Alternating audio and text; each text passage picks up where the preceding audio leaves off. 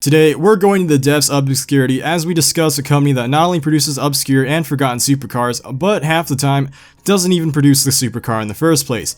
Vector was founded by a man named Gerald Weigert, who started a company after finishing college known as the Vehicle Design Force.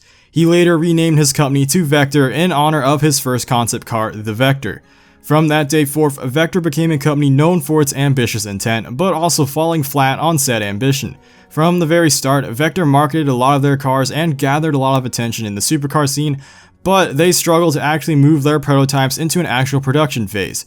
Vector became a meme in the supercar community before memes were even a thing.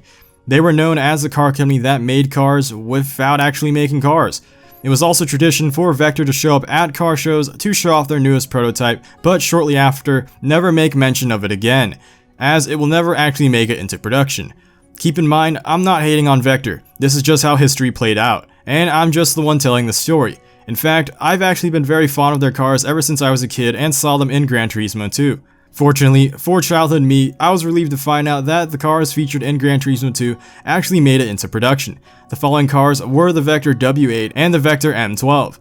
The Vector W8 will get a video all to its own, but today, we'll focus on the Vector M12. The predecessor to the Vector M12 was the Vector WX3, which would serve as an unofficial prototype for the development of the M12.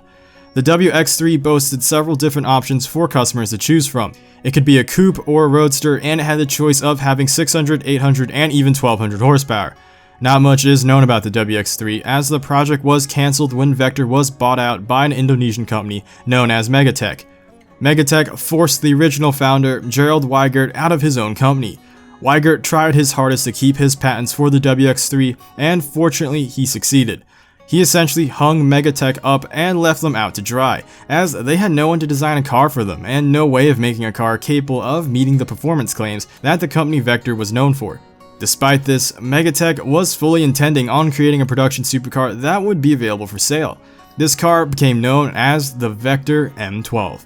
The M12 was in production from the years 1995 to 1999, with 18 models being produced between those years, and 14 being sold as production models. It was decided that the M12 would be a mid-engine car that had a very short snout and a very elongated rear end. Megatech at the time also owned Lamborghini, so to them it would only seem logical that the M12 borrowed something from the Lamborghini as well.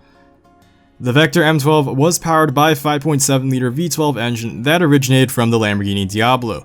This allowed the M12 to produce 492 horsepower and 425 pound-feet of torque, and the car weighed 3,600 pounds.